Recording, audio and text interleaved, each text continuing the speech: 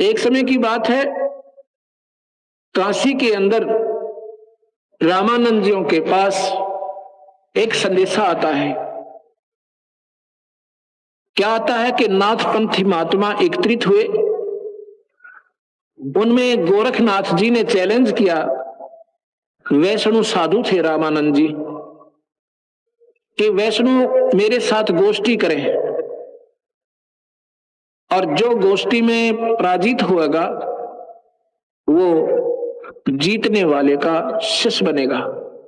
यानी गोरखनाथ ने कहा कि मैं सबके तिलक उतार के कंठी तोड़ के और नाथ बनाऊंगा। मैं हार गया तो सभी नाथपंथी वैष्णव बन जाएंगे। अब यह भी थी तो उल्टी आंट भगवान के भजन में के वैष्णव के नाथ। अगर मार्ग सही है तो सारे पंथी एक। ये भी औड़ी आंट से हमारी परमात्मा को पाने के लिए हमारा एक ही परमात्मा, एक ही वे ऑफ वर्शिप, एक ही पंथ है, न्यारा नहीं है। अब यहां शंका उत्पन्न होती है नादानों के, कहते हैं गोरखनाथ तो कब हुआ, कबीर साहब कल हुआ। ये मेल कथा नहीं कहती, ये उनकी अल्प बुद्धि है, क्योंकि वो भगवान की परिभाषा से, भगवान की शक्ति से वो पूर्ण परिचित नहीं होते हैं। ये कुछ ऐसे संत होते हैं जो काल साधना करके और अमरत्व प्राप्त कर लेते हैं, टेम्परेरी अमरत्व, अस्थायी। चौथी मुक्ति, ये मुक्ति मानते हैं कि मुक्त हो गए पर टेम्परेरी है, वो सीमित है। वो संत कभी भी प्रकट हो सकते हैं, कभी भी वो शरीर बना सकते हैं तेज पुंज का, और कभी आकर के किसी से वार्ता कर सकते हैं, दर्शन दे सकते हैं। लेकिन उस समय वो पहचान नहीं सकते आसपास के सराउंडिंग लोग, केवल उनको वही पहचानता जो पूर्ण संत होते हैं। थोड़ा मन थोड़ा डाउन करो। ऐसे कभी वो रामानंद तो गोरखनाथ जी का संदेशा रामानंद जी को मिलता है। रामानंद जी घबरा जाते हैं कि वो सिद्ध पुरुष है, वो जादूगरी जानते हैं और जनता जादूगरी को ज्यादा पसंद करती है। वो को छोटी मोटी सीधी दिखाएगा, हमें हरा देगा और बात बिगड़ेगी। बहुत चिंतित है। साहिब पहुंच जाते हैं, कबीर साहब 12, 13, 14, 15 साल की आयु के, उस समय आयु दिखा रखी थी सतगुरु ने अपने शरीर की। वैसे तो उनकी आयु का कोई अंदाजा नहीं है, वो तो आयु उनकी है ही नहीं, वो तो अमर जिसको कहते हैं। तो कबीर साहब ने देखा कि आज सतगुरु का चेहरा जो रामानंद जियों का खिला नहीं है, खुश नहीं नजर आ रहे। सतगुरु ने पास बैठ के अपने पूज्य गुरुदेव के चरण चंपी की दंडवत प्रणाम किया। हे सतगुरु, आज आपके चेहरे पर कुछ रौनक नहीं नजर आ रही, क्या दास पूछ सकता है आपसे?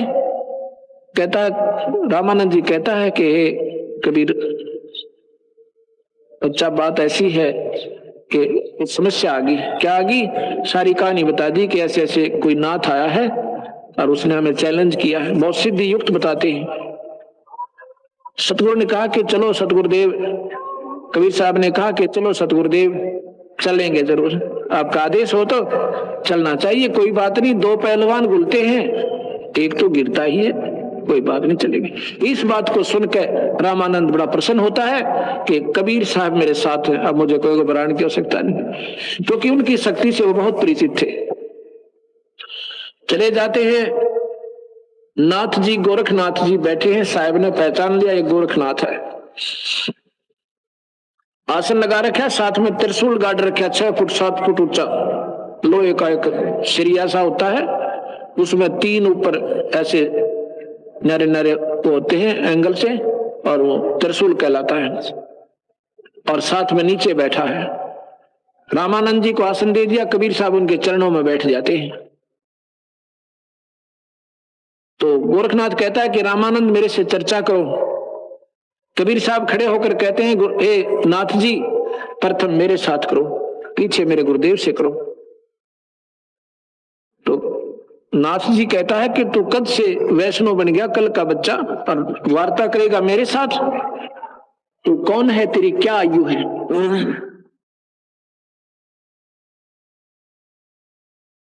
अब कबीर साहब कहने लगी, देखो आपने आयु से क्या लेना देना है, आप मेरे से बात करो, और फिर बाद में अगर मैं आपकी इच्छा को सेटिस्फाई नहीं कर सकता, आपकी तसल्ली नहीं करवा पाऊंगा, आप मेरे गुरुदेव से करना। यही बैठे, ये कोई कहीं जा थोड़ी रहे कि तू कल का बच्चा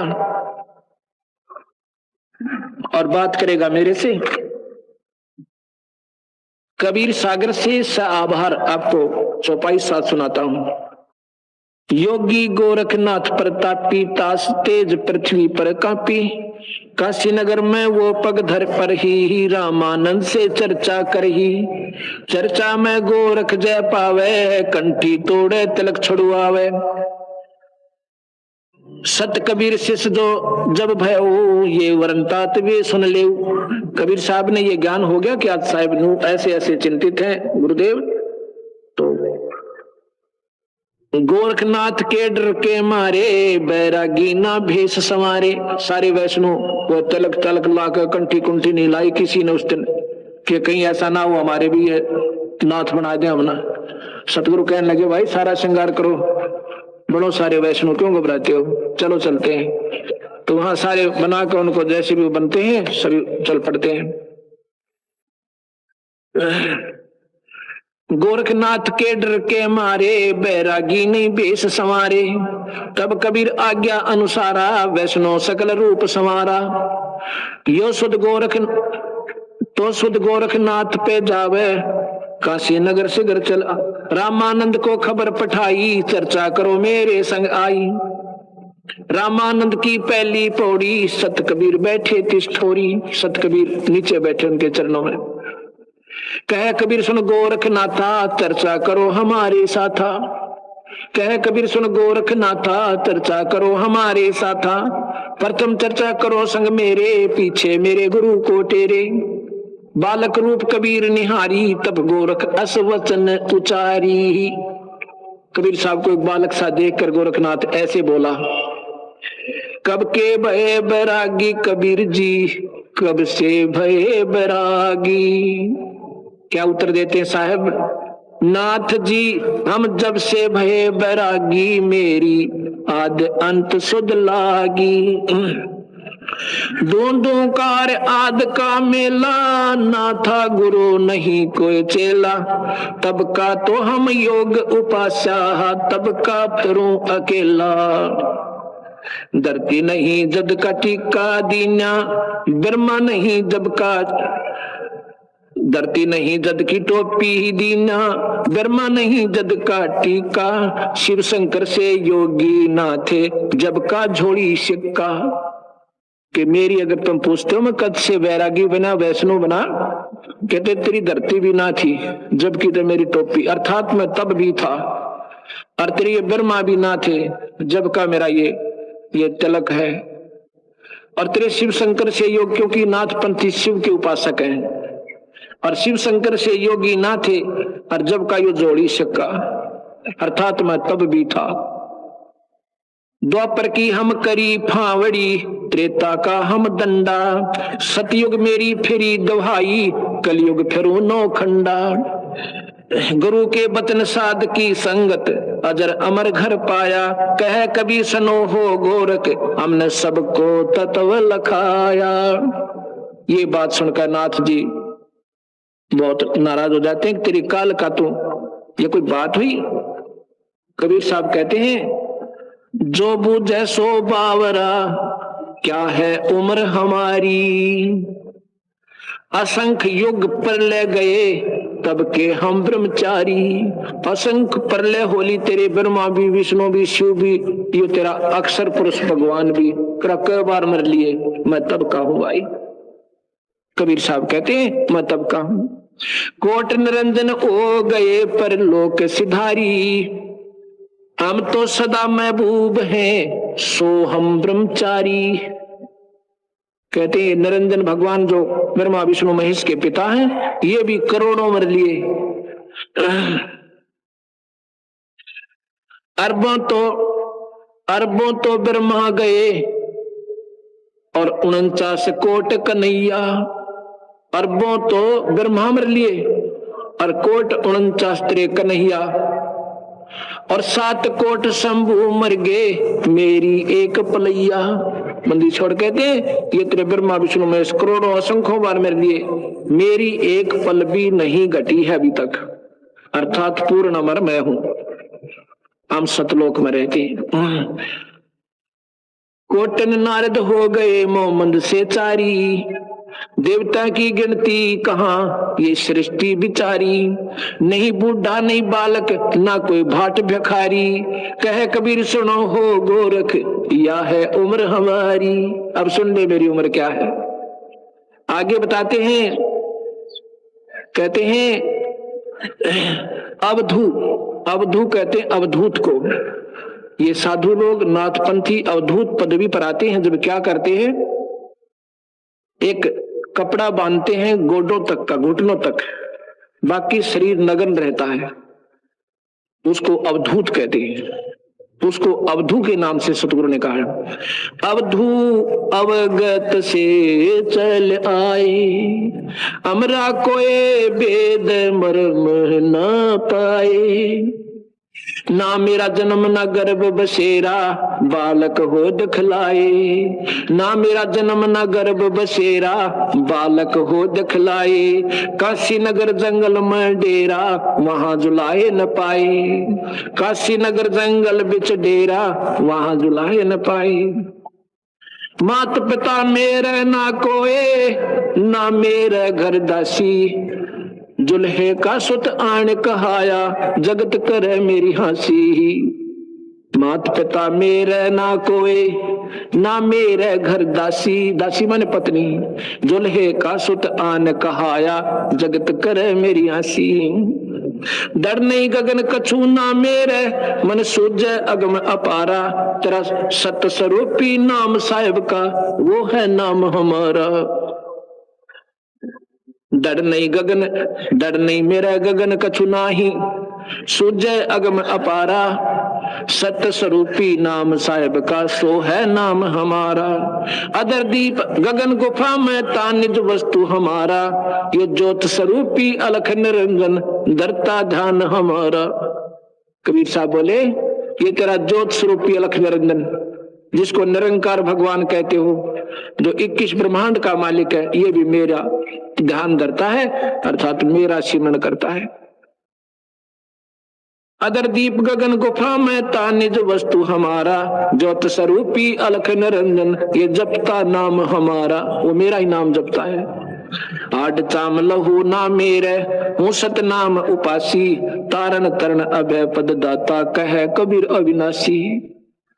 कि ना मेरा हाड है ना मेरा कोई लहू है शरीर में, तेज पुंज का शरीर है मेरा, और हूँ सतनाम उपासी, मैं सतनाम जपता हूँ। वैसे जपते नहीं थे वो तो मालिक थे, वो तो एक लीला करके हमें अनुसर अपना अनुयायी बनाना चाहते थे। ये मूड लोग कम से कम मेरे साथ ही लग जाए ऐसे सिमरण कर ले, वो तो स्वयं मालिक थे।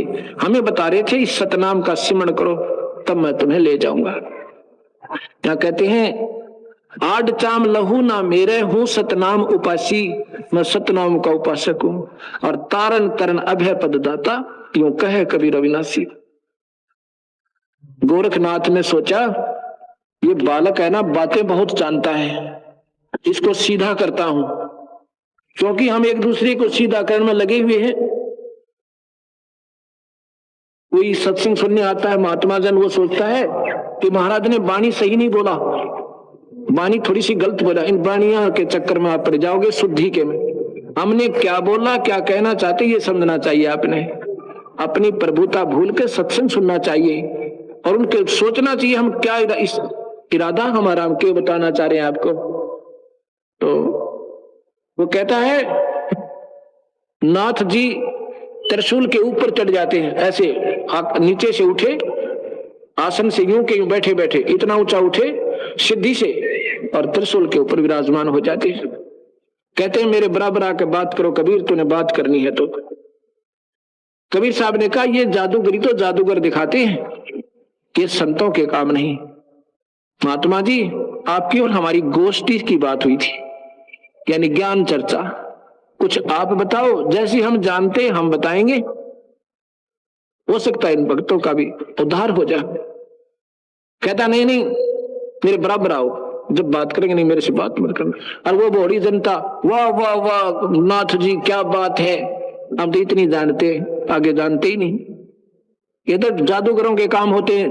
गरीबदास जी कहते हैं शब्द महल में सिद्ध 24, इस सतनाम के अंदर 24 सिद्धि आ जाएंगे हमारे अंदर। ये 9 सिद्धियों में कूदते फिरे और इन 24 को भी मन नहीं चावे जीव का, इनको थूक भी नहीं, सिद्धियों को देखे भी नहीं, तब ये जीव उद्धार होगा।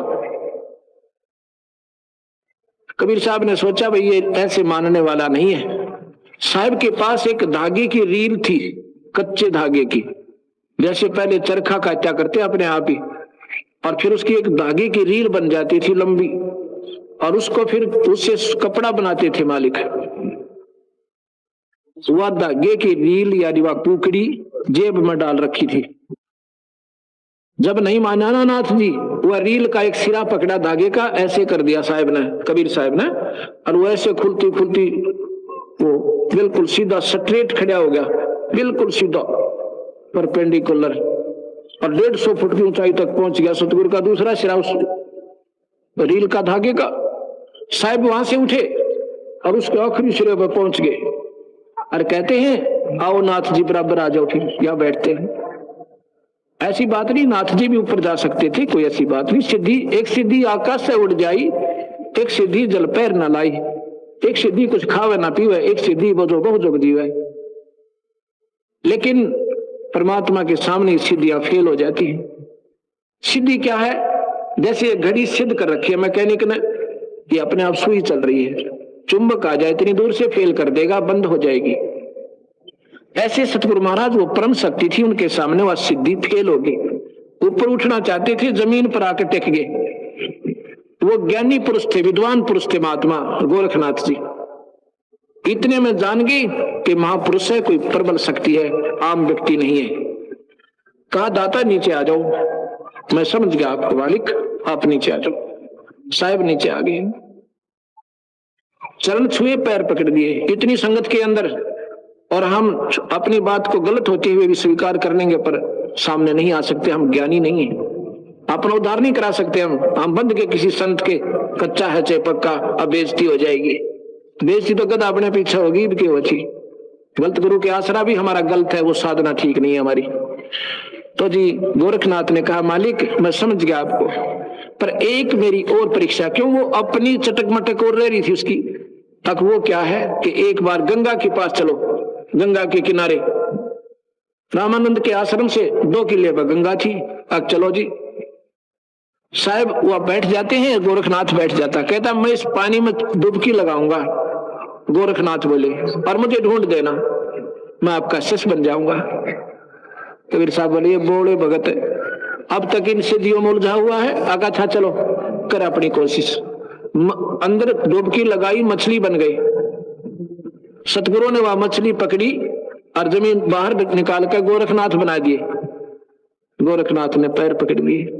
बिल्कुल ठीक है दाता, आप जो हुक्म। कहते हैं गोरखनाथ मैं कोई हार जीत के लिए नहीं कह रहा था, तू एक अच्छी आत्मा है और ये काल की साधना करते इतना संग जन्म हो गए, अब तो सिद्ध बन गया, थोड़े से दिन में इस कमाई न समाप्त करके स्वर्ग में फिर गधा बन जाएगा। भाई ये काल का जाल है।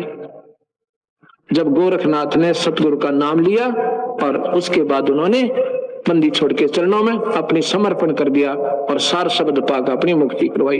बोल सतगुरुदेव की सत साहिब।